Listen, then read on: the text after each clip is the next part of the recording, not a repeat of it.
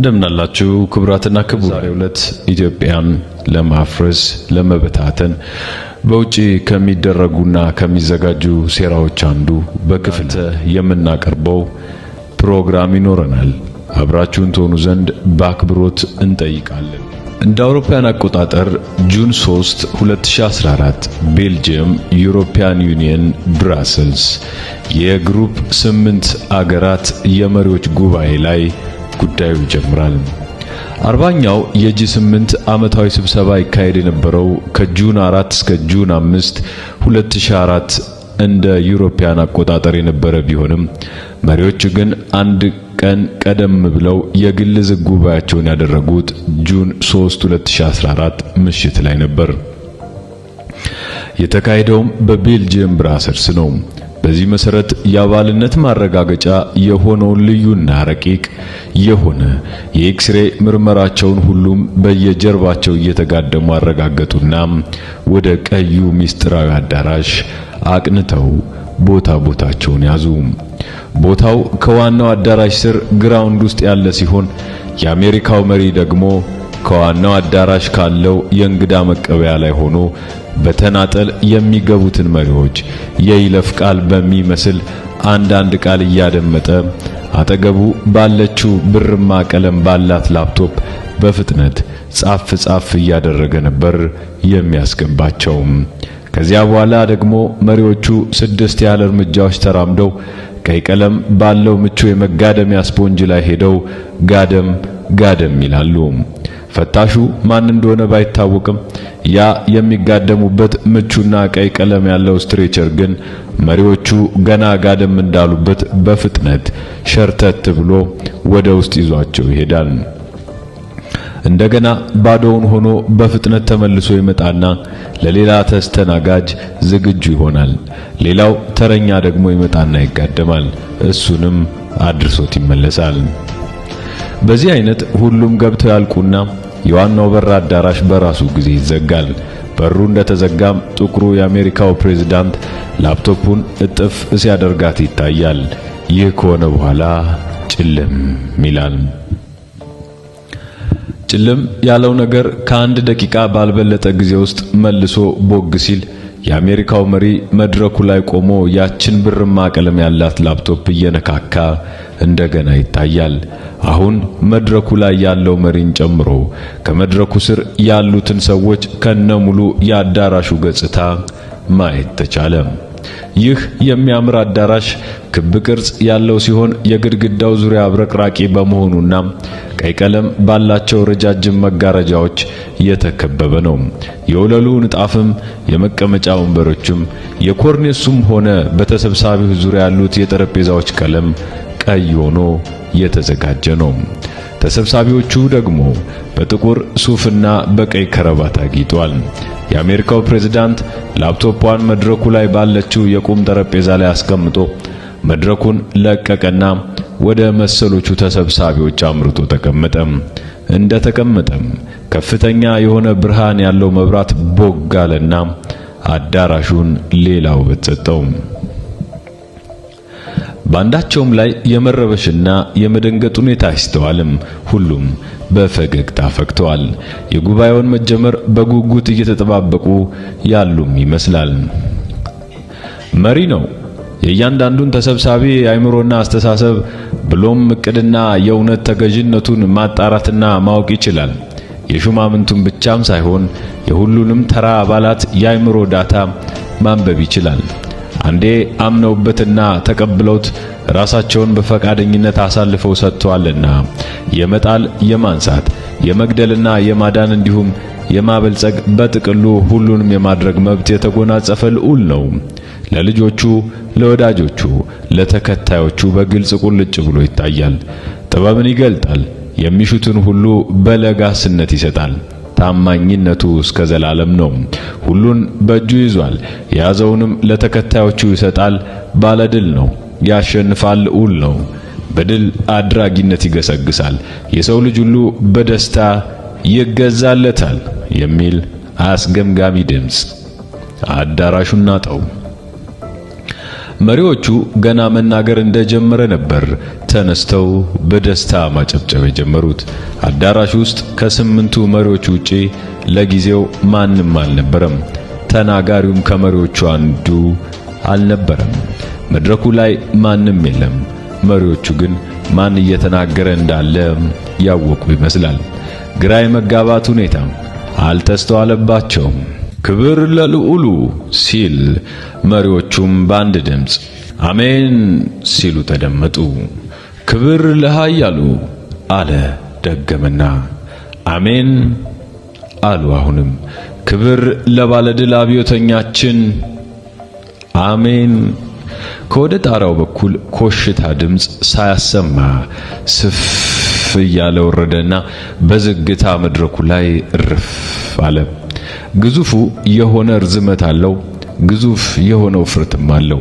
ያማረና የተዋበ የፊት ገጽታም አለው። በሰዎች አገላለጽ የወንድ ቆንጆ ጸጉረ ዞማ የሚያማልሉ አይኖች፣ ከበረዶ የነጹ ጥርሶች፣ እንጆሪ የመሰሉ ከናፍርቶች አሉት። ቅላቱና የፊቱ ልስላሴ ሲገልጹት ደግሞ የሚከብድ ነው። እንዲህ ሆኖ የሚታየው ግን ከአንገቱ በላይ ብቻ ነው። ፊቱ የሰው ነው። ከአንገቱ በታች ሲታይም የሰው ቅርጽና የሰው የሰውነት ክፍሎችን ሁሉ ያካተተ ተክለ ቁመና ያለው ነው። ነገር ግን አጠቃላይ አቋሙና ግዝፈቱ ሰው እንዳልሆነ የሚያስታውቅ ፍጡር ነው። የቆመው እንደ ሰው በእግሮቹ ነው። ነገር ግን ሁለቱም እግሮቹ በጣም ወፈፍራምና አብረቅራቂ ቆዳ ያላቸው ዘንዶች ናቸው። ከወደ ጭኑ ወፈር ከወደ ባቱ ቀጠን ያሉ የቆሙ ዘንዶች እግር ሆነውበታል። እጆቹ ደግሞ እግር የሆኑት የወፈፍራም ዘንዶች ልጆች የሆኑ ይመስላል። በመጠንና በውፍረት ከነሱ አንሰው፣ ነገር ግን የቆዳ ቀለማቸውና ዘንዶነታቸው እንዳለ ሆኖ ነው የሚታዩት። ዘንዶ ከወደ ላይ ወፈር ብሎ ከወደ ጅራቱ እየቀጠነ እንደሚሄደው ሁሉ የሱም እግርና እጆች በተመሳሳይ ቅርጻቸውን ጠብቀው ዘንዶ መሆናቸው በግልጽ እየታወቀ፣ ነገር ግን ጭንቅላታቸው ሳይታይ በአካልነት ተርታ ተመድበው እያገለገሉት ነው። ያም ሆኖ የእግር ጉልበቱ እንደ ሰው፣ የእጅ ክርኑ እንደ ሰው ያለ መገጣጠሚያ ያለውና የሚታጠፍ የሚዘረጋ እንደሆነ በግልጽ ይታያል። ከሁለቱም እግሮቹ ተረከዝ በኋላ ያሉትና የመድረኩን ወለል የረገጠባቸው እግሮቹ ደግሞ የሰው ናቸው። 5 ጣቶችም አሏቸው። ርዝመታቸውም ከሰው ብዙ የሚለይ አይደለም። ከሰው የሚለያቸው አንድ ነገር ግን አለ።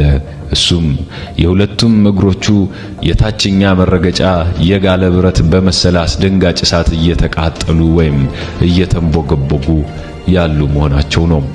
የዘንዶ ቅርጽና ቆዳ ካለው ጡንቻና ክንዱም አልፎ ከሚገኘው ቅርጽ ቀጥሎ ያሉት የእጆቹ መዳፎችም እንደ እግሮቹ ሁሉ የሰው የመሰሉና በመዳፍ ስፋትና በጣት ርዝመት ብቻ ከሰው ዘለግና ሰፋ ያሉ ከመሆናቸው በቀር ሌላ እንግዳ ነገር አይታይባቸውም። እነርሱም ባለ 5 ጣት ናቸው። እነርሱም በተመሳሳይ እንደ እግሮቹ በባለፍም እሳት እየተከበቡ እየተንቦገቦጉ ያሉ ናቸው። ነገርየው ያልተለመደና ሲገልጹትም እጅግ የሚከብድ ነው። ከአንገቱ በታች እንደ ብረት የጠነከረ መሆኑ ከሚያስታውቀው ሰፊ ደረቱ ጀምሮ እስከ እግሮቹ ባቶች መዳረሻ ድረስ የዋና ልብስ የመሰለ ጠባብና ቀይ ፒትልስ ለብሷል። በተረፈ እግሮቹም እጆቹም ያለ ልብስ ተጋልጠው እየታዩ ነበር።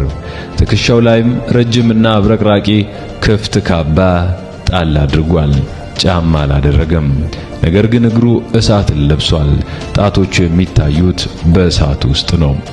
የቆመበት እግሩን ያየ ሰው መድረኩ ላይ ያለው የወለል ምንጣፍ አሁን መጨስና መንደድ ይጀምራል ብሎ መስጋቱ አይቀርም። ግን ምንም ጭስ ቃጠሎም የለም። በእጆቹ የያዘው ነገር አንድም አልነበረም። ለ6 ደቂቃ ያህል ካንደበቱ ያወጣት አንዲት ቃል የለችም። ያደረገው እንቅስቃሴም አልነበረም። እንዲሁ እንደ ሞዴሊስት ለ6 ደቂቃ ያህል ካንደበቱ ያወጣት አንዲት ቃል የለችም። ያደረገው እንቅስቃሴም አልነበረም።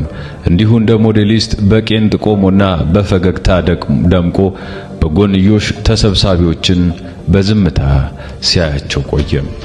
የጂ8 ሀገራት መሪዎችም መጥቶ ከቆመባት ጊዜ ጀምሮ ነው ቆመው ማጨብጨብ፣ ለአንዳች በሚያርገፈግፍ የደስታ ስሜት ውስጥ ሆነው መጮህ እልል የሚል አይነት ድምጽ ማሰማትና በደስታ መዝለል የጀመሩት። ሂደቱ በዚህ አይነት እንደቀጠለ በነበረ ጊዜም የምንነቱ ያልተለየ ነገር በመጣበት አኳኋን ኮሽታ ድምጽ ሳያሰሙ ሃይማኖታዊ ልብሳቸውን እንደለበሱና በአንድ እጃቸው የወርቅ መቋሚያቸውን እንደጨበጡ ያንን ከዕንቁና ከወርቅ የተሰራ የራስ አክሊላቸውን እንደደፉ በቀይ ካባ አጊጠው የቫቲካኑ ዋና ጳጳስ ከተፋሉ። እንዲሁ ኮርኔሱ ሳይበሳ ከላይ ወርደው ያላንዳች ድንጋጤ በደመቀ ፈገግታ ተውጠው ሲወርዱና በተጫሙት ቀይ ምቹ ጫማ የመድረኩን ወለል ሲረግጡ ተሰብሳቢዎቹ እያዩአቸው የነበረ ቢሆንም አንዳቸውም የመገረም ሁኔታ አልተንጸባረቀባቸውምና ጉዳዩ የተለመደ መሆኑን ማረጋገጥ ተቻለ። ጳጳሱ በእርጋታ ከጎኑ ቆሙ። በአንድ ጉልበታቸው በርከክ ብለውም አክብሮታቸውን ገለጡና ብድግ አሉ። ክብር ለልዑላችን አሉ በጋለ ድምፅ። አሜን አሉ ተሰብሳቢዎቹ። ጳጳሱ አንድ እጃቸውን አንስተው የተቀመጡ ምልክት አሳዩአቸው። የጂ8 ሀገራት መሪዎችም በድንፋታ የታጀበ ምስጋናቸውን ደምድመው በየወንበሮቻቸው ቁጭ አሉ። የቫቲካኑ ጳጳስም ተሰብሳቢዎችን አስቀምጠው በተለየ ቋንቋና ለማንም ባልተሰማ ሹክሹክታ ለዚያ ተቀዳማቸው ለመጣው ዘንዶ ለበሰው ጎንበስ ብለው አነበቡና እጅ ነስተው ቀናሉ። ይህንን አድርገውም ሌላ ቃል ሳይናገሩ በመጡበት አኳኋን ወደ ላይ ተነሱና ተንሳፈው ሄዱ። ኮርኔሱና ጣራው ክፍትም ክድንም ሳይል እንዲሁ አሳለፋቸው። ጳጳሱ ከሄዱ በኋላ እንዲሁ ባረፈበት ቦታ እንደቆመ እንደ ሞዴሊስት ተገትሮ በልዩ ፈገግታ በጎንዮሽ ተሰብሳቢዎችን በማየት ብቻ ተወስኖ የነበረው ሰው መሳይ አካል በዝግታ መድረኩ ላይ መንጎማለል ጀመረ።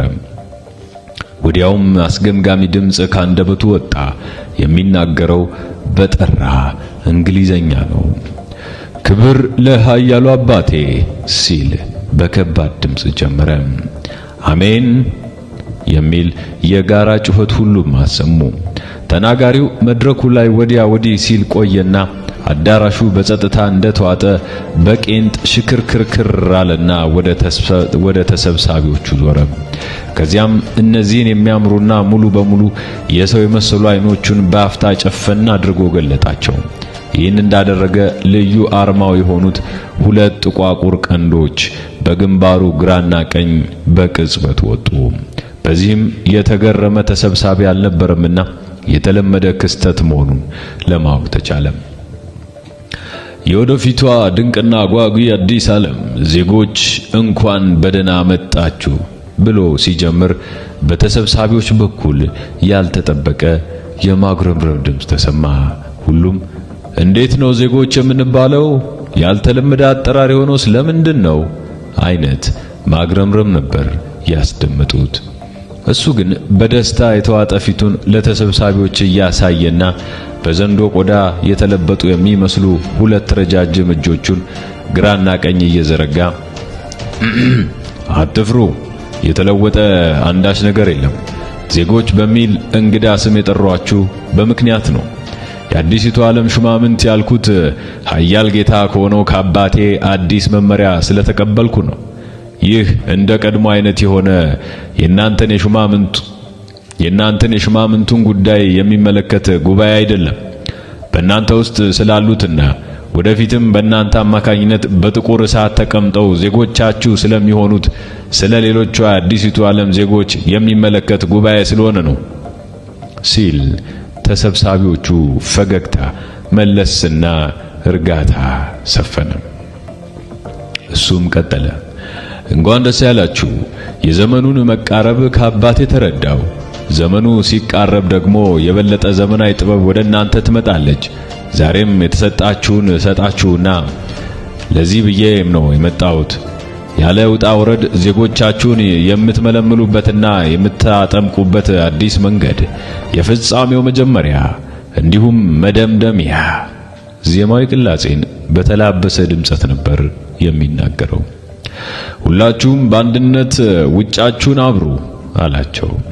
ሁሉም በአንድነት አይኖቻቸውን ለ6 ሴኮንድ ያህል ጨፍነው ቆዩና ገለጡ። ሲገልጡም የተለመዱት ጥቋቁርና ጥምዝ የሆኑ አጫጭር ቀንዶቻቸው በየግንባሮቻቸው ግራና ቀኝ ላይ ወጡ። በዚህ ባለመገረማቸውም ይህ ነገር ለነሱ የተለመደና አዲስ አለመሆኑን ለመረዳት ተቻለም። ሁሉም አባላት ውጫቸውን በሚያበሩ ጊዜ 2 ትናንሽ ጥቁር ቀንዶች በግንባሮቻቸው ግራና ቀኝ ላይ ይበቅላሉ። ያልተለመደው አዲስ ነገር ታዲያ ቀጣዩ ትዕዛዝና ተግባር ነበረ። አሁንም እንዲህ ሲል ቀጠለም። አሁን ደግሞ ውስጣችሁን ለማብራት ተመሳሳይ ነገር በእጥፍ አድርጉ ሲል ታዳሚዎቹ ለ12 ሴኮንድ ያህል አይኖቻቸውን ጨፍነው ገለጡ። ሆኖም ያዩት አንዳች አዲስ ነገር አልነበረም። ወዲያው ግን እርስ በርሳችሁ ተያዩ ሲላቸውና ሲተያዩ በጉጉት ይጠብቁት የነበረው ነገር በየግንባሮቻቸው ላይ ተጽፎባቸው አዩ። በአብረቅራቂ የኩል ቀለም 666 የሚል ምልክት ተጽፎባቸው ሲያዩ ማመን አቃታቸው። አመስግኑ፣ አባቴን አመስግኑ ተባሉ። አስገራሚ ነገር ነበር። የምድራችን ባለስልጣናት ሆነው ስንት ነገር ሲያደርጉና ሲከበሩ ባያይናችን እነዚህን ሰዎች አሁን ያሉበትን ሁኔታ መልሰን ስናይ ፍጹም የማይታመንና የሚዘገንኑ ሰዎች ሆነው ነው የምናገኛቸው። ልብሳቸውን አውልቀው ወለል ላይ እየተንከባለሉ በአንድ አይነት ድምፅ በጋራ ረጅምና ከባድ አስገምጋሚ ጩኸት በተቀላቀለበት አንደበት መሳቅና ማሽካካት ጀመሩ። ለረጅም ደቂቃዎችም ወደ መድረኩ ቀርበው ወለሉ ላይ እየተንከባለሉ አመሰገኑት። ዘመኑ ደረሰ፣ ሹመታችን መጣ፣ በጉን እናርዳለን፣ አንተንም ኃያላችንን ስልጣን ሰጠህን፣ ክብር ለአሸናፊ አለቃችን፣ ንግስና ላንተ፣ ጌትነት ላንተ፣ የምድር ነፍሶች ሁሉ ላንተ በማለት እየተንከባለሉ አመስግነው አበቁና እርስ በርስ በደስታ ተቃቅፈው እየተሳሳሙ ወደ የቦታቸው ተመለሱ። አሁን የነካችሁት፣ የዳሰሳችሁት፣ የፈለጋችሁት ሁሉ የአዲሲቱ ዓለም ዜጋ ይሆናል። አባቴም ያከብራል። የተሰጠውን ጥበብም ጌታውን ለማክበር ይጠቀምበታል። እናንተም በክብር ትሾማላችሁ። ሞትና መውጊያውን በትብብር እንነጥቃለን። በዚህም ይረዳን ዘንድ ኃያሉ አባቴ ያለውን ጥበብ ሁሉ ይጠቀማል፣ ያንንም ለእናንተ ይሰጣል። ክብር ለታላቁ አባቴ፣ ክብር ለአመፀኛው እውነተኛ አለቃዬ፣ ሹመት ለአዲሲቱ ዓለም ንጉሠ ነገሥት። ሃሃሃሃሃ! ብዙ ካካታ፣ ሆይታና ሳቅ ሆነ።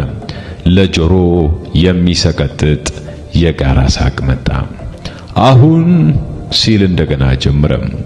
አሁን ሌሎችን የጂ20 አገራት መሪዎችን ሰብስቡና ከስረ መሰረቱ ጀምሩና ሂደቱን እንዲሁም ያማረ ስለሚሆነው ፍጻሜና ጎል አብራሩላቸው።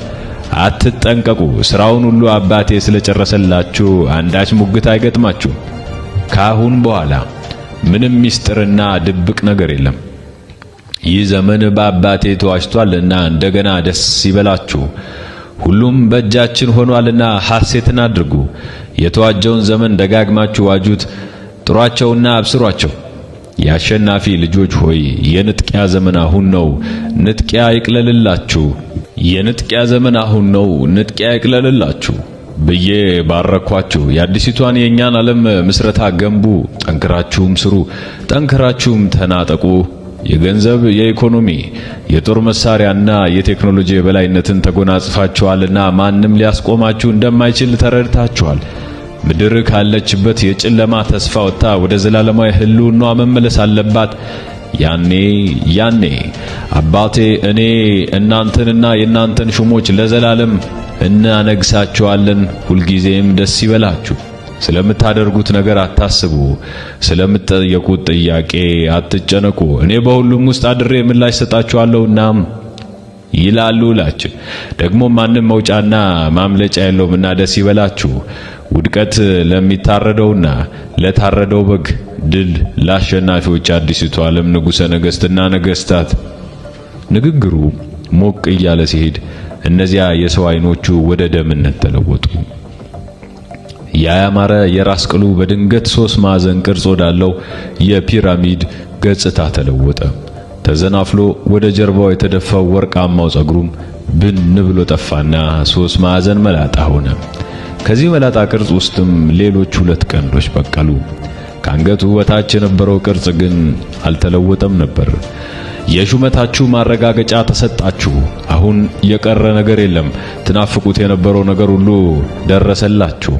የአባቴና የአባታችሁ የድል ዘመን ደርሷልና አሁንኑ አብስሯቸው። ይህን ድንቅ ጥበብ ለግሱና በሐሴት አጥለቅልቋቸው። በድል አድራጊነት አሰማሯቸው። አመስግኑ፣ አመስግኑ፣ አመስግኑ፣ አመስግኑ፣ አመስግኑ፣ አመስግኑ። ድምፁ በጣም እየጋለ ሄደ። ሀያዎቻችሁ ሁኑና በተመሳሳይ ስልጣን ሙሉ ሂደቱን አሳውቁ። እናንተም ተጨማሪውን መመሪያ ተቀበሉ። በነጻነት ተሞልታችሁ ሁሉንም ነገር እወቁ፣ አሳውቁ። መነሻና መዳረሻችሁን ልታውቁ ነውና ደስ ይበላችሁ። የመጨረሻዋና ተሸሽጋ የነበረችው ምስጢርና ትእዛዝ ዘመኗን ጠብቃ ከአባቴ ዘንድ መጣለች፣ ተገልጣለች። ሐሴትም አደረግሁ።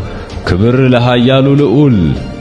አሜን አሜን የምትለዋን የጋራ ድምፅ ሰምቶ የስንብት ቃልም ሳያሰማ የ3 ማዕዘን ቅርጽ የፊት ገጽታውንና ወደ ደምነት የተቀየሩ ቀያይ አይኖቹን እንደያዘ ኮስተር ብሎ ተንሳፈፈና በቅጽበት ውልብ ብሎ ተሰለበ። ያሁን አካሄዱ የመጣበት አይነት አልነበረም። ጳጳሱ የተመለሱበት አይነትም አይደለም። ብቻ ግን በጠራው ቪዲዮ እንደሚታየው ከሆነ 1 ሜትር የሚሆን ከፍታ ብድግ ብሎ እንደተንሳፈፈ ጠፋ ወይም ተሰወረ። እሱ ከሄደ በኋላ ተሰብሳቢዎች በጋራ ሳቅ እያሽካኩ በደስታ ተውጠው ከነቀንዶቻቸውና ከነግንባር ምልክቶቻቸው ማመስገናቸውን ቀጥለው ቆዩ። ለ30 ደቂቃዎች ያህል እየተነሱ እየፈረጡ አመሰገኑ። ማመስገናቸውን ከማብቃታቸው በፊት የአሜሪካው መሪ በደስታ እየተራመደ በሩጫ መሰል እርምጃ ተጉዞ ወደ መድረኩ ወጣና ጫን ጫን እየተነፈሰ ክብር ለልዑላችን አሜን ሲል አስተጋባ። አሜን አሉ በጋራም። የአሜሪካውን ጥቁር መሪ ጨምሮ ሌሎች ተሰብሳቢዎች በሙሉ በላብ ተዘፍቀው ነበር። ይህ ሰው መስሎ ስልጣን የያዘና አሜሪካን በፕሬዝዳንትነት እየመራ ያለውን ጥቁር መሪ አሁን ባለበት ሁኔታ ሌላ የማያውቅ ሰው ቢያየው ሊገጥመው የሚችለው ድንጋጤ እጅግ ከባድ እንደሚሆን ግን ጥርጥር የለኝም። ያን ከባድ ድንጋጤ ግን ቀድሜ ልደነግጠውና ልጋፈጠው የቻልኩትን የሆንኩ። የምስጋናው ጩኸት ጋብ እንዳለና ተሰብሳቢዎችም እንደተቀመጡ የአሜሪካው መሪ ንግግር ማድረግ ጀመረ። በድጋሜ እንኳን ደስ ያለን ማለት ፈልጋለሁ ሲል የጋራ ጭብጨባ ተስተጋባለት። አሁን ውጭና ውስጣችንን እናጥፋ ሲል ደግሞ ሁሉም አይኖቻቸውን ጨፍነው ገለጡ። እሱም ተመሳሳይ ነገር አደረገና የሁሉም ቀንዶች ወደ ውስጥ ጠለሙ። የቁጥር ምልክቱም ከግንባራቸው ጠለመና ነፃ ግንባር ሆነላቸው። ሰው ሆኑ ወይም መሰሉ። ቀጣዩ አስቸኳይ ዝግ ጉባኤ በእኔ የሚመራና ከጂ20 ሀገራት መሪዎች ጋር የምናደርገው ነው የሚሆነው። ለአሁኑ ግን ቀሪውን 1 ሰዓት ለጋራ ውይይታችን ተጠቅመንበት ነው የምንለያየው። ይህን ስል ታዲያ ምን ማለቴ ነው? ከልዑላችን ጋር ባልተያያዙ በተራ የሽፋን ነጥቦች ዙሪያ ማለቴ ነው አለና ብርማ ላፕቶፑን አጥፍቶ ዘጋት። በዚያች 1 ሰዓት ምን እንደተነጋገሩ ከነሱ በቀር ያወቅ አልነበረም። ጁን 21 2014 እንደ አውሮፓውያን አቆጣጠር በኒውዮርክ ከተማ የተደረገው ጉባኤ በይፋ የሚታወቀው የ2014ቱ የግሩፕ 20 ሀገራት መሪዎች ዓመታዊ ስብሰባ ኖቬምበር 14 እና ኖቬምበር 15 2014 በአውስትራሊያ ነበር የሚካሄደው። ነገር ግን ከላይ ያየነው አስቸኳይ መልእክት ስለተነገራቸው ዋናው የመሰብሰቢያ ጊዜ ከመድረሱ 4 ወር አስቀድሞ በተጠቀሰው ዕለት ምሽት ላይ ዋናውን ዝግ ጉባኤ አካሂደው ነበር። ጉባኤው የተካሄደው ጉባኤው የተካሄደው የሉሲፈር የሳጥናኤል ምክትል ዋና መቀመጫ ከተማ በሆነችው በአሜሪካ ኒውዮርክ ነበር። በዚህ ወቅት ከዋናው የሉሲፈር መንፈሳዊ መሪ ቀጥሎ ጉባኤውን የሰበሰበውና የመራው የአሜሪካው ጥቁር ፕሬዝዳንት የነበረ ሲሆን ምላሽ ሰጪው ግን ኒያ መሰሪ የቫቲካን ሊቀ ጳጳስ ነበሩ። ጉባኤውም ሙሉ ሌሊት የፈጀ ሆኗል። ወደ ታላቋ የልዑላችን ከተማ ወደ ሆነችው ወደ ኒውዮርክ እንኳን በደህና መጣችሁ ሲል ጀመረ ጥቁሩ የአሜሪካ ፕሬዝዳንት። ይህ አስቸኳይ ጉባኤ የተጠራው አስቸኳይና አስደሳች ዜናን መሰረት አድርጎ ነው። ዛሬም እንደ ሁል ጊዜው ከአዲስና አስደሳች ነገር ተሰጥቶናል። ይህ ቡድን ስትቀላቀሉ በውስጣዊ ማንነታችሁ የሰረጸው የጥልቁ መሪ ታማኝነታችሁን አረጋግጦ ስለሆነ በምንለው ነገር እንደማትደናገሩና በቀላሉ እንደምትረዱት ተስፋ አደርጋለሁ። አዳዲስ አባላቶቻችንን ማለቴ ነው 11 ያህል ሹሞች የምታውቁትና የሚስጥር ጠብቃችሁ እንደምታቆዩት የተነገራችሁ የአዲሲቱ ዓለም አገነባብ ዘዴና ሁኔታ ነበር። አሁን ግን የመጨረሻው ጎል ሊነገራችሁ የሚገባበት ዕለት ደርሷልና ተጠርታችኋል ሲል ድንገተኛ የሆነ ከባድ የጋራ ጭብጨባ ተስተጋባ። የአሜሪካው መሪ ቀጠለ። ይህን ጥበብ የምትረዱበት ንቁ አእምሮ ያስፈልጋችኋል። ይህንንም በኃያላችን የማመስገኛ ጸሎት አሁን ትታደሉታላችሁ አለ በደስታ እየፈነደቀ። ጸሎትን ጀመሩ። የአሜሪካው መሪና ሌሎች የጂ8 ሀገራት መሪዎች ቀንዶቻቸው ሲበቅሉ ያስተዋሉትና የበታች ሆነው የቆዩት መሪዎች በከፍተኛ ደስታ ወሰጠሙ። በደስታም አሽካኩ፣ ተንከባለሉ፣ አመሰገኑ። ከዚያም ሁሉም የጂ20 ሀገራት መሪዎች የሁለት አጫጭር ጥቋቁር ቀንዶች ባለቤት ሆኑ። እርስ በርሳቸው ሲተያዩም ግንባራቸው ላይ 666 የሚለው የሰው ቁጥር በጥቁር ደማቅ ኩል ታትሞባቸው አዩ። ፍጹም ያልጠበቁትና የጓጉለት የነበረ ነገር ነውና በእጅጉ ተደሰቱ። ምክንያቱም በእነሱ አስተሳሰብ በመሪ ደረጃ ይህንን ነገር ቀድሞ የታደለ በቀጣይ በምትመሰረተው አዲስ የምድር መንግስት ሹመቱ ይቀጥላልና የዘላለም ገዥም ይሆናልና ነው። የመጨረሻው ዘመን ሳይደርስ ቢሞትም ከበጉ ውርደትና ከጥልቁ ገዢ አሸናፊነት በኋላ ይነሳልና ነው። ትምህርቱም የዘላለም የምድር ሕይወትን ማስቀጠልና መቀጠል መቻል የሚል ነውና። ጸሎታዊ ምስጋናው ከተጠናቀቀ በኋላ ሁሉም ቦታቸውን ያዙና ቀጣዩን ትንታኔ በፈገግታ ደምቀው መጠባበቅ ጀመሩ። የአሜሪካው መሪ ቀጠለ። ምን ቀረን? ምንም፣ ወደ ኋላችን በነጻነት መገስገስ ብቻ። የጋለ ጭብጨባ አስተጋባ። የልዑላችን አባላት ዓላማ አንድና አንድ ነው። እሱም የወደፊቷን አዲስ የምድር መንግስት መመስረት፣ አንድ ህዝብ፣ አንድ ዓለም፣ አንድ ዘላለማዊ መንፈሳዊ ገዢ፣ አንዲት ዘላለማዊ ነፍስና ህይወት ነው። አንድና አንድ ብቻ። ሉሲፌር ዘላለማዊ የበላይ ጠባቂያችን ይሆናል። ነጻነትን አጎናጽፎ ዘላለማዊ ህይወት ይሰጠናል። ደስታና ጥልቅ ሐሴት በሱ ዘንድ ብቻ ይገኛል። ጥበብም እንደዚያው። እኛ አባላቱ ደግሞ የዚህ ሁሉ ወራሽ ሆነን በሹመት አጊጠን እንኖራለን። ያ ይሆን ዘንድም የመጨረሻው መጀመሪያ አሁን ሆነ። ለዚህም ሰፊ የቤት ሥራ አለብን። ዛሬ ለሁላችም ግልጽ ይደረጋል እያለ ንግግሩን ቀጠለ። የሰው ልጅ የተባለው ፍጡር ከመከሰቱ አስቀድሞ የኛ የነጻነት አብዮተኛ የሆነው የጨለማው ልዑል ለነጻነቱና ለነጻነታችን ሲል ራሱን አሳልፎ ሰጥቷል።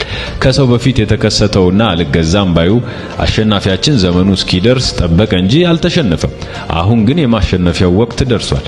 እኛ ሁላችን ደግሞ የዚህ ልዑል ተገዢ የክብር ወታደሮቹ ነን።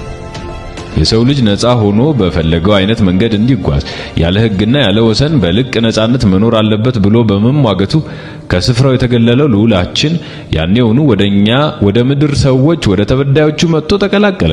ችግራችንም ሲጋራ ኖረም። ቀስ በቀስም ልቡ ለኛ እየራራ ስለሄደ ስልጣኔን አብዝቶ ሰጠን፣ ጥበብንም ገለጠልን። ሁሉንም ነገር አጎናጽፎ ከጨለማና ከሃይማኖት አወጣን፣ ከመሃይምነት አወጣን። ነፃ ሰዎችም ሆንን። አሁን ደግሞ ተቀናቃኞችን ያጠፋልን ዘንድ ከጎናችን ተሰለፈ። እኛም አነገስ ነው፣ አመለክ ነው፣ መረጥ ነው። ብቸኛው የምድርና የሰው ልጆች የነጻነት አባት ነውና የምድርና ሁለንተናዋ ተጠቅልላ በሱ መገዛት አለባት። ያ ሲሆን ሞት ይጠፋል፣ ሕይወትም ዘላለማዊና ፍጹም ስልጡን ፍጹም ነፃ ሆና ለዘላለም ትኖራለች።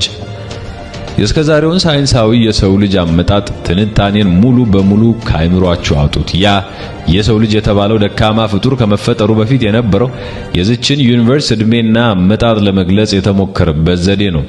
ያ አይነቱ ትንታኔ በአሁኑ ሰዓት ለኛ አስፈላጊ አይደለም፣ ለጠቅላላ ዕውቀት ካረዳን በቀር።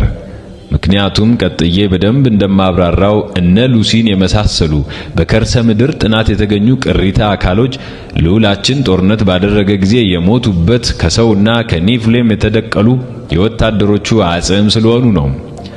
አዳም ከተባለው የአፈር ስሪት ከሆነው ፍጡር በፊት የኛ ልዑልና ወንድሞቹ ነበሩ። እናም ሌሎች ሁሉ ከወግ አጥባቂው አለቃቸው ጎን ተሰለፉና እኛን ተውን። የኛ ልዑል ግን ለኛ ሲል የላይ ክብሩን ጥሎ የታህታዩን ውርደት መረጠ። እንደ ዱር አውሬ ራሳችንን ሳናውቅ እንድንኖር የተፈረደብንን ያንን ፍርድ ተቃውሞ የመጀመሪያው አብዮተኛ ሆነ። ስለ ፍትህ ሲልም ተዋጋቸው፣ አመጸም። እናም እነሱና ጌታቸው ተባብረው የነፈጉንን ማንነት የኛ ልዑል ለኛ ሰጠን። አይናችንን አብርቶ ጥበብን ገልጦ አሰልጥኖ ነፃነትን አላብሶ ዛሬ ድረስ አቆየን። በዚያን ወቅት የተረዳው አልነበረምና ከብዙ መሰሎቹ ጋር ብቻውን ለኛ ሲል ተዋጋ። ሳናውቀው አወቀንና ተሟገተልን። ነገር ግን ለጊዜው ድል የተቀናቃኞች ሆነችና ከነክብሩ ወደኛ መጣ። አጋዥ ጀነራል አልነበረውም። ስለዚህም የነበሩትን ጥቂት የሰላም ወታደሮች ይዞ መከታችን ሆነ። ጦርነቱ ከላይ ጀምሮ እስከ ምድር የደረሰ ነበር። ከዚያም በቀጠሮ ተለያዩ። አሁን ቀጠሮ ደረሰ። የእስካሁኑን ጊዜያዊና ኃላፊ ተብሎ የተወሰነውን የሰው ልጅ ነፃነት ዘላለማዊ ሊያደርገው የሚችልበት ጊዜ መጣ። እኛም የሱ አጋሮች ሆንን። ያኔ ያፈገፈገው ኃይል አጥሮት ጥበብ ጎድሎት እኮ አልነበረም። ነገር ግን እኛ የሰው ልጆች እስክንረዳው ድረስ መጠበቅ ስለነበረበት ነው። ዛሬ አይምሮአችን በስሎ እውነቱን ተረዳነውና ከሱ ጎን ሆንን። በዚህም ደስተኞች ነን ደስ ተሰኘ። ይህ ደስታውም ዘላለማዊ ደስታ እንዲሆንለትና እንዲሆንልን ታጥቆ ተነሳ።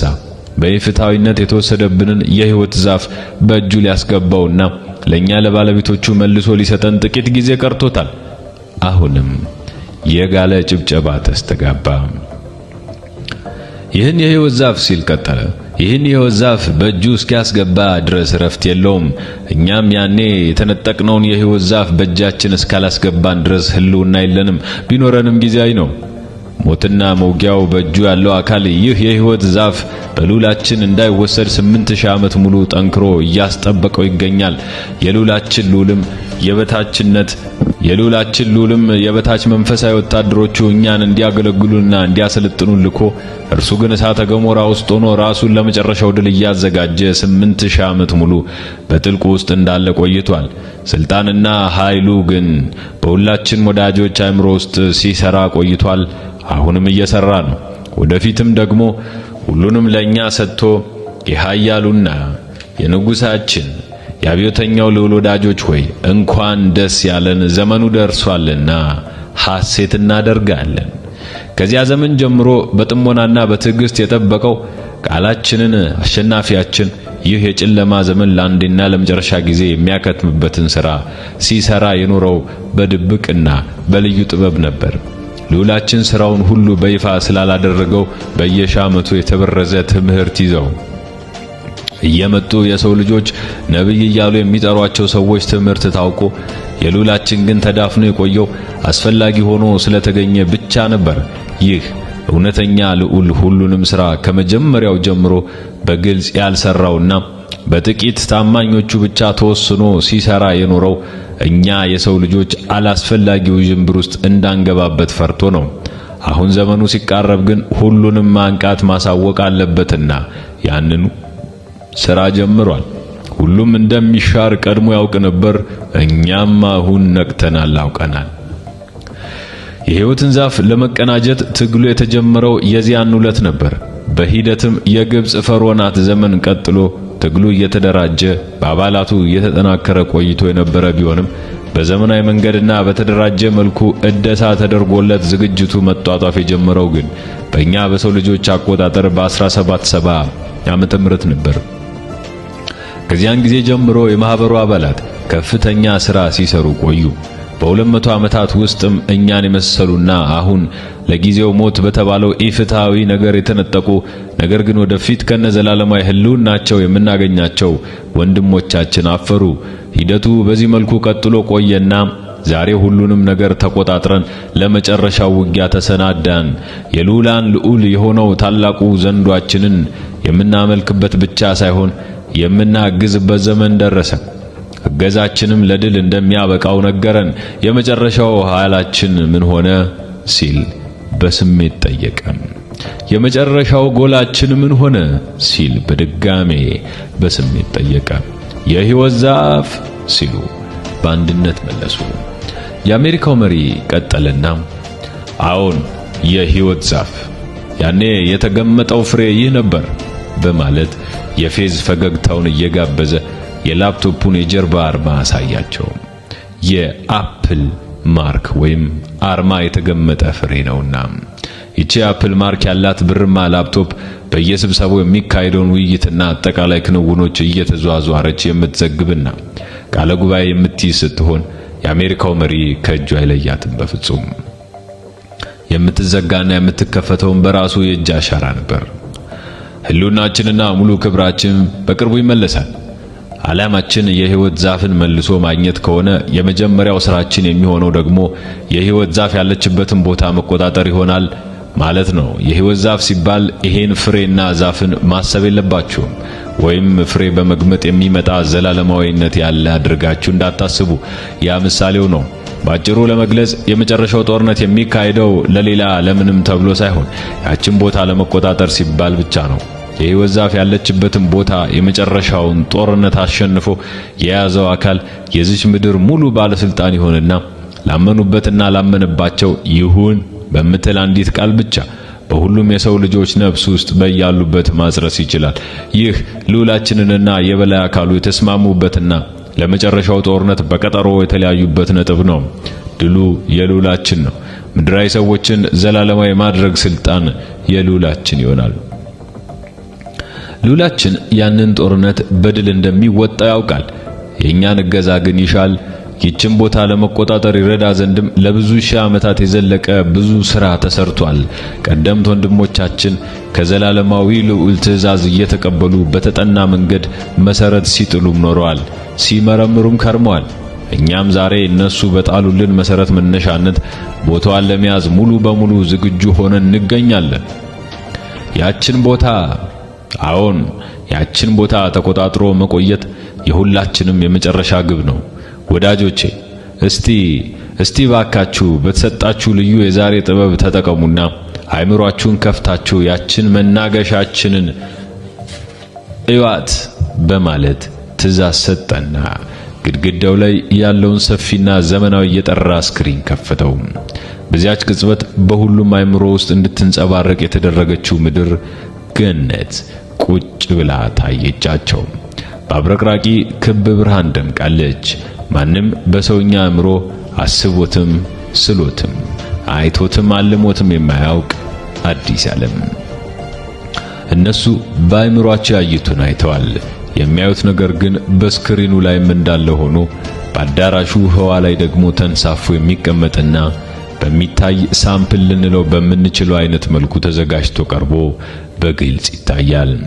ለምሳሌ ማንም ሰው ህዋ ላይ ቴሌቪዥን ሲያይ ቢያይ አይግረመው ይሆናል። የሚያየውም ቴሌቪዥንም ተራምዶት በውስጡ ሊያልፍ ይችላል፣ ይህ አይነቱ ቴክኖሎጂ ላይ ስለተደረሰ። ነገር ግን ህዋ ላይ ተንሳፎ የሚቀር ወይም የሚቆም አንድ አነስተኛ ከተማና ወንዝ፣ ሐይቅና ጅረት፣ ዛፍ፣ አትክልት፣ ሳር ወዘተም ታይቶ አይታወቅም ስዕል ካልሆነ በቀር። አሁን በአዳራሹ መሃል ህዋው ላይ በእውን እየታየች ያለችው ነገር ግን የተባሉትን ነገሮች ሁሉ ያካተተችና በንጹህ ሐይቅ የተከበበች ፍጹም ያማረችና የለመለመች የህዋዎቹ ድምጽ ሳይቀር እየተሰማባት ያለች ከተማ ናት።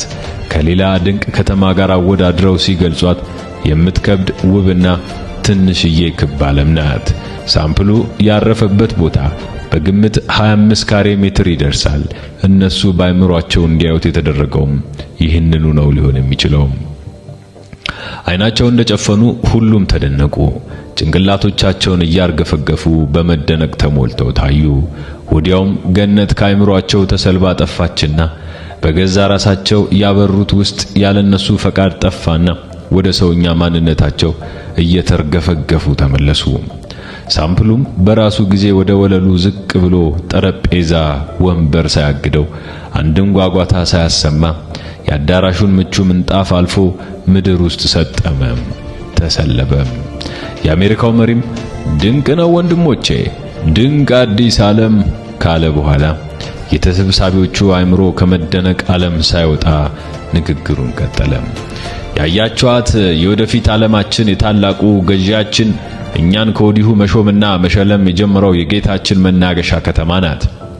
ዓለምን ሁሉ ለኛ ይተውና የሕይወትን ዛፍ ለኛ ጎናጽፎ እርሱ በዚያ ያርፋል።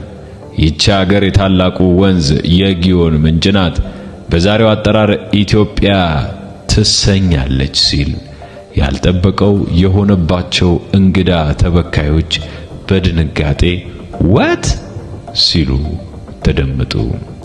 አዎ ኢትዮጵያ ናት አለ ረገጥ አርጎ። የዛሬ ጉባኤያችንም በዋናነት የሚያጠነጥነው ኢትዮጵያ ስለተባለችው ምስኪን መሳይ ታላቅ ምድር ይሆናል። ይህ ከባድ እውነትና ሚስጥር በእናንተ ዘንድ በጥልቅ መታወቅና መጠበቅ አለበት። በዚህ መሰረት በተለይ ዛሬ ወደ መጨረሻው የታላቅነት ሹመት ስለተቀላቀላችሁት ወንድሞቼ ከመጀመሪያው ጀምሮ እስከ ሂደቱና እስከ ወደፊቱ ዕቅድ የማስረዳት ግዳጅ ነውና የተሰጠኝ ባጭሩ አብራራላችኋለሁ።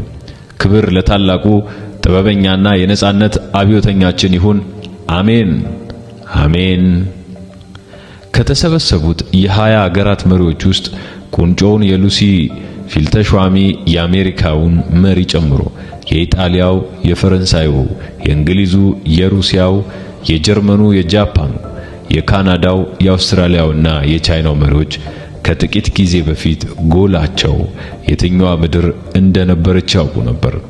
ነገር ግን የአርጀንቲና፣ የብራዚል፣ የህንድ፣ የኢንዶኔዥያ፣ የሪፐብሊክ ኦፍ ኮሪያ፣ የሜክሲኮ፣ የሳውዲ አረቢያ፣ የቱርክና የደቡብ አፍሪካ መሪዎች ፈጽሞ ፍንጩ አልነበራቸውምና ኢትዮጵያ የሚለውን ስም ሲሰሙ በከፍተኛ መደነቅ ይህ እንዴት ይሆናል በማለት እርስ በርስ እየተያዩ በሽክሽክታ ተጠያየቁ። ሰው መሳዩና የሰው ሥጋ ለብሶ ከፒራሚድ የወጣው የአሜሪካው ጥቁር መሪም በተከታይ ገጾች በደንብ ይብራራል። ገለጻውንም እንደዚሁ ቀጠለ። ያልተጠበቀ ነገር እንደሚሆንባችሁ ይገባናል። እኛም በአንድ ወቅት ተመሳሳይ ስሜት አድሮብን ስለነበር እንዲሁ ተገርመን ነበር። ሆኖም ታሪኩ እንዲህ ነው በሚል መነሻ ጀምሮ ባጭሩ እየተነተነላቸው ገባም። የሚባለውን ትሰሙና ታስተውሉ ዘንድ አዳምጣችሁም ትረዱ ዘንድ ውስጥና ውጫችሁን አብሩ። ያ ሲሆን ታላቁ ልዑላችን የመረዳትን ጥበብ ይሰጠናልና። ምክንያቱም በማይረባውና ኋላ ቀር በሆነው ሰውኛ አይኪዋችን ልንረዳው ልንስለ የሚከብደን ነገር ሊኖር ይችላልና ሲል ታዳሚዎች በከፍተኛ ጉጉት ውስጥ ሆነው ውስጥና ውጫቸውን አብርተው ማዳመጥ ጀመሩ። ተደጋግሞ እንደሚስተዋለው ይህ ውጭና ውስጥ ማብራት የሚሉት ነገር ቀንዶቻችሁን አውጡ፣ ምልክታችሁንም በግንባራችሁ እንዲታይ አድርጉ የሚል መመሪያ ሲሆን አይኖቻቸውን ለጥቂት ሰከንዶች ጨፍነው በመግለጥ የሚያበሩትና ማጥፋትም ሲፈልጉ በተመሳሳይ አይናቸውን ጨፍነው በመግለጥ ማጥፋት የሚችሉት ነገር ነው። እናም እንደተባሉት አደረጉ። የአሜሪካው መሪ በስክሪኑ ላይ የሚታየውን ተንቀሳቃሽ ምስል እየጠቆመና ወዲያ ወዲህ እያለ ትንተናውን ቀጠለ። የቀድሞዋ ኢትዮጵያ የሰው ፍጡር ብቻ መኖሪያ አልነበረችም። የሌላ ቀደምትና ስልጡን ፍጡራን መኖሪያ ምድር ነበረች።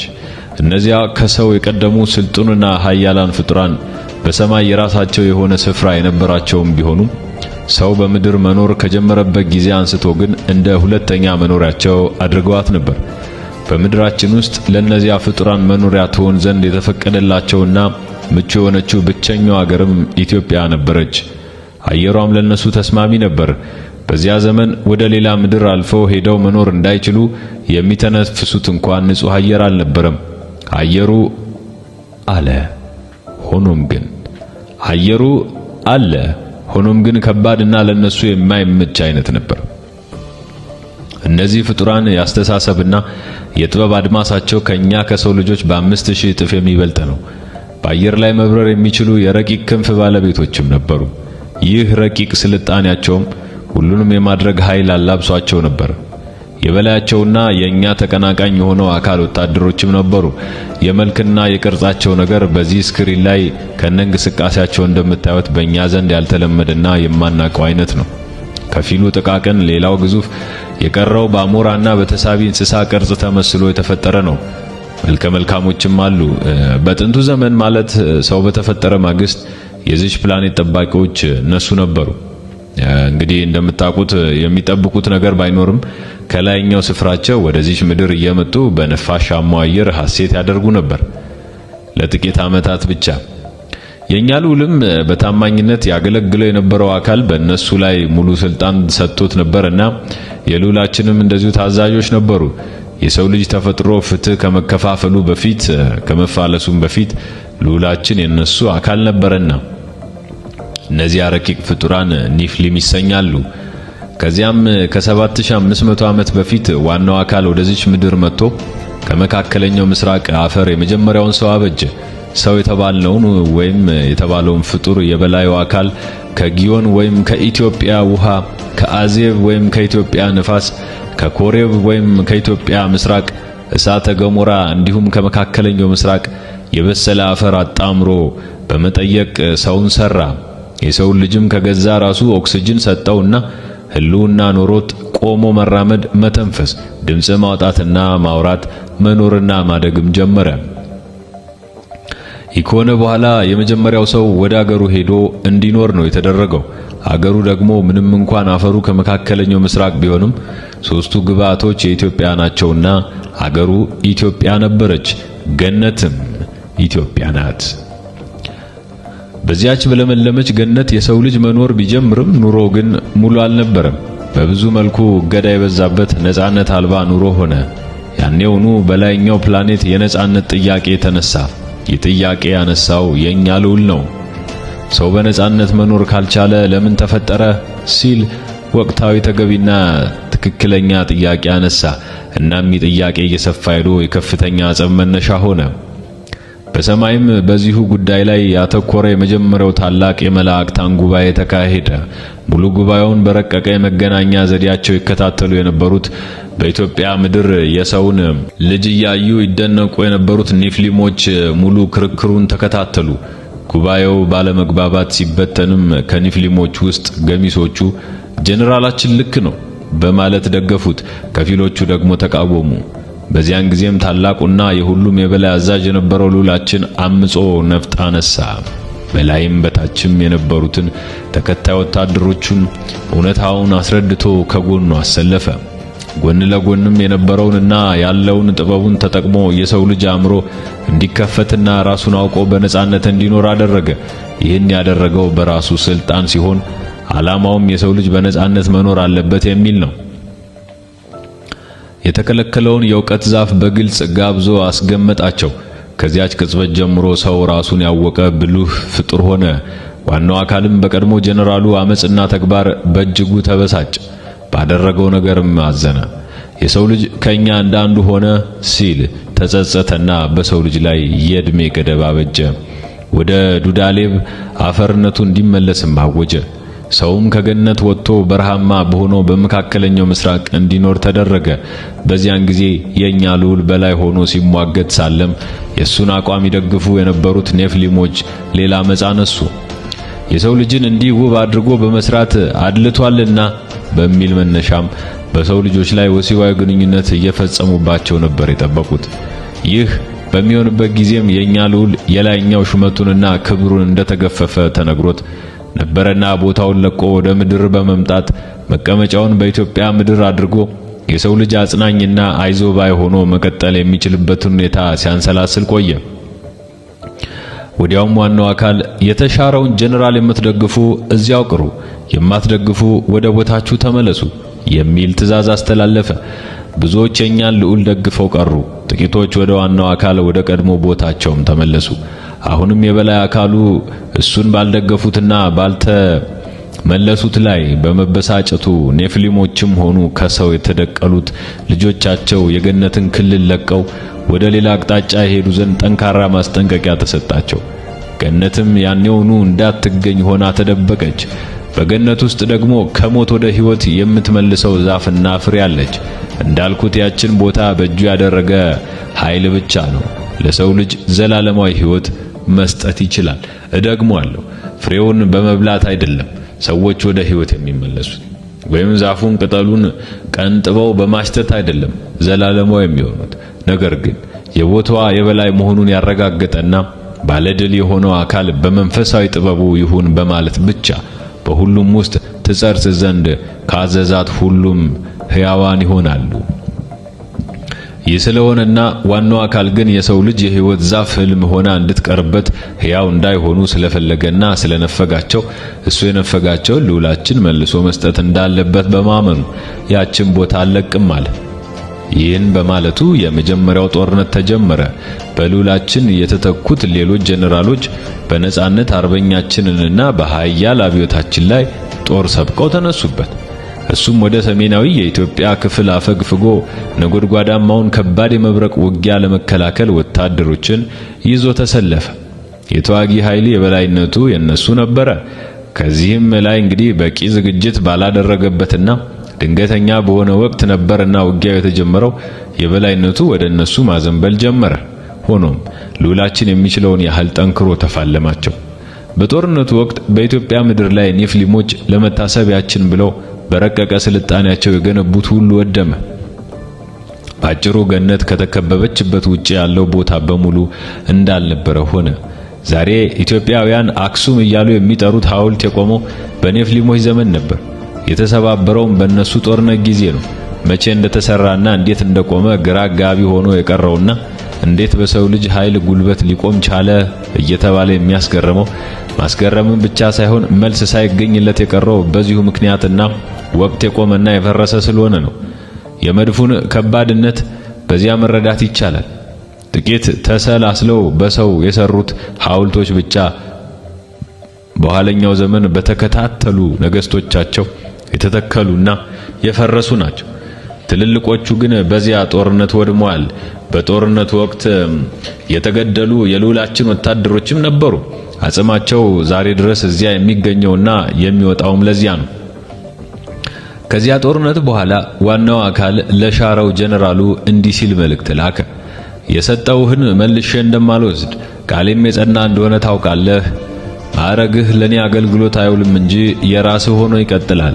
ነገር ግን የሰጠሁ ስልጣን አንድ ደረጃ የሚቀረው ስልጣን ነው። ያ አንድ ደረጃ ደግሞ በሁለተኛ ዕድሜህ በ7 ቀን ማለትም በ7000 ዓመት የማትላበሰው እንጂ አሁን የምታገኘው አይሆንም። ስለዚህ ጦርነቱን ልታሸንፍ አትችልምና ተመለስ አለው።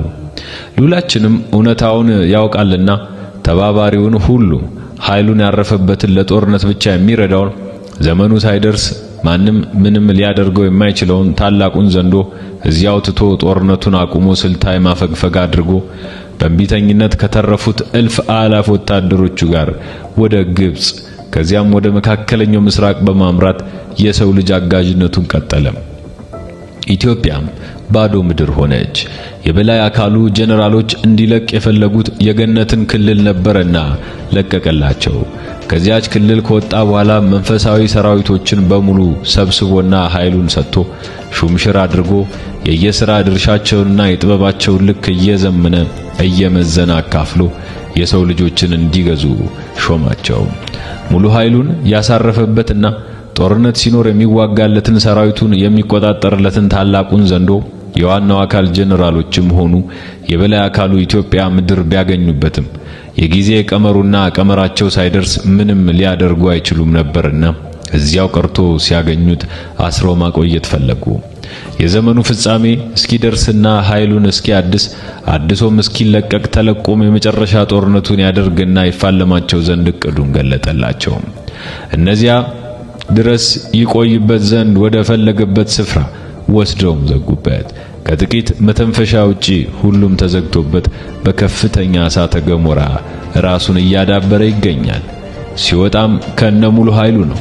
ያን ቦታም ራሱን ያንጽበትና ያጎለብትበት ዘንድ ይሻው ነበርና ያመራው ወደ መሻቱ ነው። የዚህ ታላቅ ዘንዶ ኃይልና ስልጣን በሙሉ የሉላችን። ይህ ታላቅ ዘንዶአችን ከመጀመሪያውም ለሉላችን የተሰጠ ነው። ከላይ ስፍራው ሲመጣም የሱ ነበር። በመጨረሻም ጦርነትም የሉላችን ዋና አጋዥ ነው። ኃይሉም የበላይ አካሉን ጀነራሎችን በሙሉ መደምሰስ የሚያስችለው ነው። የሚታዘዘውም በሉላችን ነው። በአጭር አገላለጽ ዘንዶ የሉላችን ዋና ጀነራል ነው። ገነት ኢትዮጵያ በተባለችው ምድር በጣና ሐይቅ ውስጥ ተሸሽጋ ትገኛለች። የኛ ታላቅ ልዑል ደግሞ ከገነት በስተ ምስራቅ ባለውና አፋር ክልል ውስጥ ከሚገኘው በእነሱ ስያሜ ኤርታሌ በተሰኘው ወሳኝና አስፈላጊ በሆነ እሳተ ገሞራ ውስጥ ተቀብሮ ራሱን እያዘጋጀና ኃይሉን እያጠናከረ ሐሴትን እያደረገ ይገኛል። መንፈሱ ግን የበታቹ በሆኑ በራሱ ሽማምንት ዘንድ ሰርጿልና በእነሱ አማካኝነት ሥራውን ሁሉ ከማከናወን ቦዝኖ አያውቅም። ሙሉ መንፈሱም ለሉላችን መታዘዙን አላቋረጠም። የመጨረሻው ዘመን ላይም እንደምትመለከቱት ይህን የመሰለ ድል ይጎናጸፋል። ሞትና መውጊያውን ነጥቆ የሕይወትን ዛፍ ይቀዳጃል ብሎ እንደ ብራቅ ጮኸና ሰለለ። የአሜሪካው መሪ በድል አድራጊነት ደስታ ዝልል ብሎ መልሶ ቆሞ ከመቀጠሉ በፊት በድንገት ሁሉም ተሰብሳቢውን ጨምሮ ሰምቶ የማይታወቅና የ20 ሰዎች ድምጽ ሳይሆን የሚሊዮኖች የጋራ ድምጽ የመሰለ ጩኸት አስደመጡና አዳራሹን ናጡት። ዋይ የሚል ከባድና ተመሳሳይ ድምጽ ነበር የተደመጠው። ወዲያውም ሁሉም በያሉበት ክንብል ብለው ወደቁ። የአሜሪካው ፕሬዝዳንትም ቆሞ ገለጻ ያደረገበት ከነበረው መድረክ ላይ እንዳለ ወደ ኋላ ዘፍ ብሎ ፈረጠ። ይህ የሆነው በአእምሮአቸው ላይ በግልጽ ከነሂደቱና ከናስደንጋጭነቱ እንዲያዩት የተደረገው ያ የመጨረሻው የጦርነት ፍጻሜ ሲሆን ከስጋዊና ከመንፈሳዊ አእምሮ በላይ የሆነ ከባድ የመብረቅ የመድፍ የመሰለ ጩኸት ሲሰሙና ሁለት ታላላቅ የበላይ አካሉ ተዋጊዎች ላይ መድፍ አርፎ ሲበተኑና ምድር በቅጽበት እንደ ቀላጭ ብረት ቅልጥ ስትል ስላዩ ነው። የዚህ አእምሮ ውስጥ እይታም በቅድሙ አይነት ሳምፕል ልንለው በምንችለው መልኩ በአዳራሹ መሃል ከጣራው በታች ከወለሉ በላይ ባለው ህዋው ላይ ታየ። በመስታወታማ አብረቅራቂ ክብ ሉል የመሰለ ቅርጽ ላይ ቅጽበታዊ የሆነ ከባድ የፍንዳታ ድምጽ ተሰማና ህዋው ላይ ያለችውን ሉል ዱቄት አደረጋት። ዓይንን ሊጎዳ በሚችል የእሳት ብርሃንም ታየና ነደደች። አንዳች ፍንጥርጣሪ ግን በአዳራሹ ውስጥ አልታየም። ይህ ከሆነ በኋላ ሁሉም ነቁና ከየወደቁበት በመገረም ተውጠው ተነሱ። አሁን ገና በሁሉም ዘንድ ከፍተኛ ፍርሃት ያደረ ይመስላል። ሆኖም ወዲያውኑ ወደ ሰውኛ አእምሮአቸው እንዲመለሱ ሆነ። ከዚያም ከወደቁበትና ከደነዘዙበት ስሜት ወጥተው ሁሌ እንዲሰማቸው በተደረገው ልዩ የደስታ ሳይሆን የሐሴት ስሜት ውስጥ ገቡና በሐሴት ተጥለቀለቁ። ሁሉንም ነገር በዓይናቸው አይተው አረጋግጠዋልና እምነታቸው እንደ አለት እንዲጠነክር ሆነ። እናም አመሰገኑ። ክብር ላንተ እያሉ በደስታ ዘለሉ። የአሜሪካው መሪም በከፍተኛ ደስታና ፈገግታ ተውጦ ይህ ለኛ የተዘጋጀ ድል ነው፣ በድጋሜ እንኳን ደስ ያለን እላለሁ ሲል አሁንም የጋለ ጭብጨባ አስተጋቡ። ክቡራን የአዲሲቱ ዓለም ሽማምንት ራሳችንን እናብራና እንቀጥል ሲል ሁሉም ውስጣቸውን አበሩና ሁለት ቀንዶቻቸውና የግንባራቸው 666 ምልክት መታየት ጀመረ። ጉባኤውም ቀጠለ። በዚያች ምስኪን አገር የኛነታችን ምስጢር አለ። እናም አጥብቀን ልንጠብቃት ይገባል። የመጨረሻው ጦርነት እንደተመለከታችሁት ከባድ ፍልሚያ ያለበት ነው። ድሉ የኛና የሉላችን መሆኑ የታወቀ ቢሆንም ያ የመጨረሻው እንጂ ሂደቱ ገና አላለቀም። ሂደቱ ላይ ስህተት ካልተሰራ ብቻ ያ ድል ይተገበራል። ስህተት እንደማይሰራም የታወቀ ነው። ነገር ግን ሊገባን ይገባል። እያንዳንዳችን የምንወጣው ትልቅ የቤት ስራ አለ። እዚያ ላይ ነው መጠንቀቅ የሚኖርብን። ያየነው መጪው ድል መሰረቱ የተጣለው ከ7000 ዓመት በፊት ነው። ላለፉት 8000 ዓመታት እቅዱ ሁሉ ያለ አንዳች ስህተት ተተግብሯል። በቀሪዋ ጥቂት ዓመታት እንዴት ስህተት ይኖራል ብለን እናስባለን? አናስብም። ጥንቃቄ ግን መፈተኛችን ነውና የግድ ነው። ጦርነታችን ከሀገርና ከህዝብ ብሎም መንግስታት ከመንግስታት የሚያደርጉት አይነት አይደለም። ከመንፈሳዊ አካል ጋር የሚደረግ ታላቅና አስደሳች ፍልሚያ ነው። ስለዚህ የተለየ ጥንቃቄ ማድረግ ይጠበቅብናል። ጥንቃቄው ያስፈለገው ለድል አይደለም። ድሉ ቅርብ ይሉት አይቀርም። ነገር ግን እኛ ስተት ብንሰራ የሹመታችን ነገር ያከትማል። እድል ፋንታችንን ሌሎች ይተኩበታልና ነው መጠንቀቅ ያለብን። ለድሉ አስተዋጽኦ ያበረከተ በወደፊቱ አዲስ ዓለም ላይ ይሾማል። ከሚወዳቸውና ከሚያፈቅራቸው ሰዎች ጋርም ለዘላለም በጥልቅ ደስታ ውስጥ ሆኖ ይኖራል። ይሄው ነው። ይህ ትልቅና ትልቅ ሽልማት ነው። ከዚህ በፊት ዓላማውን አምናችሁበት ስትፈርሙ ጽንሰ ሐሳቡን እንጂ የነገርናችሁ ጎሉንና ቦታውን አይደለም። ዛሬ ልዑላችን ታውቁት ዘንድ ፈቀደ። አፈጻጸሙም በዚሁ በዛሬው ምሽት እንዲሁ አዳራሽ ውስጥ እንድታውቁት ተፈቀደ። The New World Order የምንለው ዋና ጎሉ ይሄ ነው። እኛም ልዑላችን በረቀቁ ኒውክሌሮች እናግዟለን። እንግዲህ አሁንም ሲል የጋለ ጭብጨባ ተከተለው። እንቀጥል። የሰው ልጅ በመካከለኛው ምስራቅና በዙሪያው በነጻነት እየሰፈረ በነጻ አስተሳሰብ ሕይወቱን እየመራ ቆየ።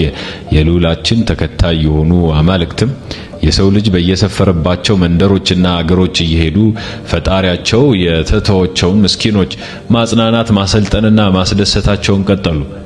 ከዘመናችን ዲሞክራሲ የበለጠ ዲሞክራሲ ነበር ያኔ የነበረው። በዚህም ዋናው አካል ወደ ሌላ ፍትሃዊነት ወደ ጎደለው ተግባር አመራና ሰውና ምድርን በውሃ ለማጥፋት ቆርጥሮ ተነሳ። ያን ከማድረጉ በፊት ግን ታላቁን ልዑላችንን መልሶ በስሩ ለማድረግ ብዙ ጥሮ ነበር፣ ግን አልተሳካለትም። የሰው ልጅ ራሱን አውቋልና ሊገዛለትም አልቻለም። ስለዚህም ሊያጠፋቸው ቆረጠ። ልዑላችንን በስሩ ለማድረግ ከተጠቀመበት አንዱ መንገድ ሄኖክ የተባለውን ከልዑላችን ወገን ያልነበረ ሰውን መልእክተኛ አድርጎ በመላክ ነበር። ይህ ሄኖክ የተባለው ሰው በዋናው አካል ጀነራሎች ወይም መላእክታን አማካኝነት ተወስዶ ሁሉን መንፈሳዊ አሰራር የጎበኘና እንዲያ የተደረገ የመጀመሪያው ሰው ነው። የሰው ልጅ ያላየውን ቦታ፣ ጥበብ፣ መጀመሪያና መጨረሻ በግልጽ ጎብኝቷል። ከጉብኝቱ በኋላም ወደ ልዑል ወታደሮች መጥቶ ለማግባባት ብዙ ሞክሯል። የታላቃችን ሰራዊታችን ግን እንኳን በሰው ፍጡር በመሰሎቻችን መላእክት ሽምግልና እንኳን አቋማችን አይቀየርም በማለት ከአሸናፊያችን ልዑል ጎን ቆመው ቀርቷል። ይህ ሄኖክ የተባለ ሰው ያየውንና የተመለከተውን ብሎም የዳሰሰውን የአሸናፊያችንን ወደ ምድር አመጣጥና ሚስጥር ከጸቡ ታሪክ ጀምሮ ወደፊት እስከሚፈጠረው ነገር ድረስ እንዲሁም ስለ ገነትና ስለ ሁሉም ጓዳ ጎድጓዳ ተንትኖ ለማስረዳት ያመቸው ዘንድ ሁሉንም በዘመኑ ጻፈው። መጽሐፈ ሄኖክ The Book of Enoch የተባለውን የሰው ልጅ ስለ መንፈሳዊ ጥበብና ስለ ምድር ሁለንተና ብሎም ይፈጸም ዘንድ ስላለው ሳይቀር የዩኒቨርስን አጠቃላይ አወቃቀር በባህላዊ መንገድ በገባውና በተረዳው መጠን አሳምሮ ጽፎታል። የልዑላችን ወታደሮች የመለመሉትን የእምቢተኝነት መልስም በግልጽ አስፍሮታል። ይህን መጽሐፍ ደግሞ ኢትዮጵያ ውስጥ ነበርና የሚገኘው ከረጅም ሺህ ዓመታት በኋላ በእጃችን ልናስገባው ችለናል። አዲሲቷን ዓለም ለመመስረት ለምናደርገው ጥረትም ትልቅ እገዛ አድርጎልናል። ዋናው ሥራ የነበረው ይህን የመጀመሪያ የሰው ልጅ መጽሐፍ ኢትዮጵያውያንና የኛ አካል ያልሆኑ የተቀናቃኛችን አካል ደጋፊ የሆኑ ሃይማኖተኞች እንዳይረዱት ማድረግ፣ እጃቸው ላይ እንዳይገባ መጠንቀቅ ነበር። ያንን ከባድ ሥራም ቀደምት አባላቶቻችን ቀድመው ሰርተውታል።